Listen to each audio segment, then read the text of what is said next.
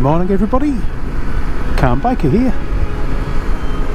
Just going out for a Friday ride. I've got a day off work again. Coming up to the end of March. I think tomorrow is the first day of spring. So technically still winter. And it's the last day of holidays that I've got in my entitlement for this year. All starts again in April. This is the last day I've got of the holiday year where I'm not on call, so it made sense to have the day off. And I'm off out for a ride with Chris, off to meet him now at Seaways Cafe, so no doubt we'll have a brew. And it's just doing a few local lanes. I've had a bit of a bad back. I actually took the day off on Wednesday, well, Tuesday and Wednesday. Tuesday I spent the day laid up with my bad back. Wednesday, God, them holes in the road are getting worse. Just trying to scare your way around without putting a tyre into a big pothole and damaging it. Yeah, Wednesday I was alright sitting up, so I thought, well, I might as well go back to work, so I did a day's work instead and booked a day off. My back still aches a little bit, but it's rideable. You see, the roads are covered in salt again. Gotta love those councils. I know it's winter, technically, but there's no heated vest today, there's no liner in my jacket today. I think they're predicting 17 degrees or something. It's really, really warm. It has been all week. It's actually been not even spring-like, it's been summer-like all week. Do they have a rule that they have to get rid of the salt by the end of the year or something? Or by the end of winter? Avian influenza control zone. Well, I guess that means that where I've just come from is no longer in it, which is where I live. We were inside the avian flu control zone.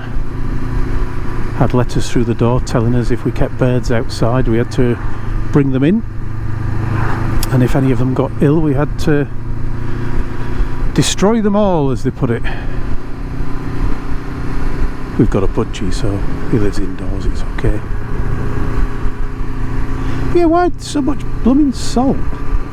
I hate this stuff. There's clouds, you can actually see it. I don't know if the camera will pick it up, but you can actually see it on these vehicles coming the other way, little clouds behind of salt being thrown up.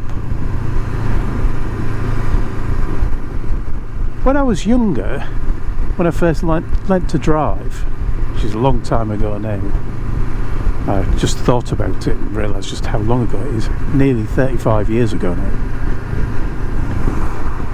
But back then, when they salted the roads, or we would say when they gritted the roads, they would use grit.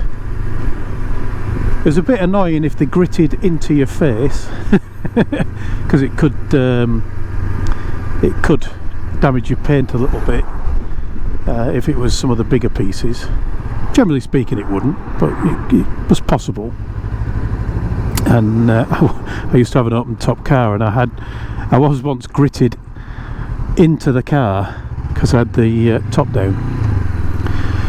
But the key bit was, it was grit.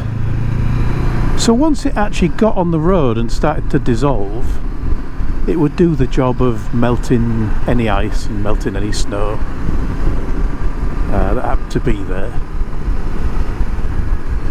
But as you drove over it, you know, bits might ping around a little bit, but you wouldn't just get a complete dusting of salt all over your car, or nowadays, now that I ride, over your bike. It seems to me that that was a lot better, because this stuff just eats metal. It's a bizarre idea when you think about it, that in order to protect people from crashing the cars, because people are too daft to be able to drive in ice anymore. To be fair, a lot of them are too daft to drive full stop. But yeah, to protect you from having an accident,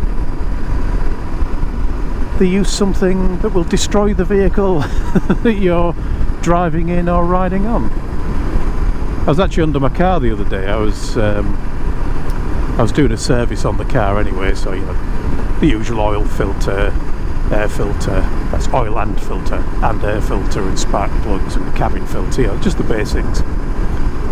And I'd got a squeak that I was noticing on one of my wheels, and I was thinking, I hope this isn't a bearing. Anyway, it turned out it was a brake pad sticking, and it was sticking because it had rusted. It was covered in salt, and it had rusted to the caliper. So I had to free all of that up and kind of clean up all the rust and whatnot, and then put it all back together and fixed it. But while I was under there, you just noticed just how much salt there is under your car and how much damage it's doing, how much rust there is under there. And similarly, the other year I took the Z1000 out with Mrs. C on a day where it turned out they'd salted in some areas, and I didn't clean the bike down afterwards, and because of the salt I didn't go out to it for another week, and I was an idiot. And when I did go out to it, I found that there was rust on the bike. It was only in one place, luckily. It was on the torque link on the rear brake, and the torque link, I just noticed a little spot of rust, and I kind of poked and prodded at it a bit and realised the rust had run along underneath the paint, or the powder coat anyway. So I ended up, instead of riding the bike, I ended up taking apart the rear linkages. I take this corner slowly because I am on a brand new tyre. This is the first time I've run the bike on the new tyre. Yeah, so I took that apart and ended up sandblasting off the powder coat and the rust, and having to repaint it with stone chip paint just to give it a bit of protection. I must invest in a powder coating machine at some point. The powder coater itself is fairly cheap. The main problem is where to put an oven, so I don't think I should be using the oven in the kitchen. Anyway, I digress many times. Yes, it's just a really horrible thing that they use to salt the roads with.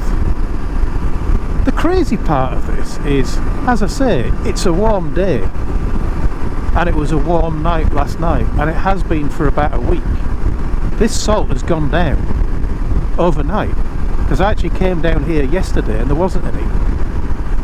Yesterday tea time, there was no salt at all. So they've come out last night when the nighttime temperature must have been 7 or 8 degrees, and sprayed this powdered muck, this powdered metal eating, vehicle destroying muck all over the roads, when there's no chance in the world that anything's going to freeze on it, for two reasons. One, the temperature. You know, this stuff might lower the freezing point of water by 10 degrees, but if it wasn't there, the freezing point would still be 0. We're getting nowhere near 0. The other point is, there's no water. The road's not even damp, and it hasn't rained, and there's no rain predicted.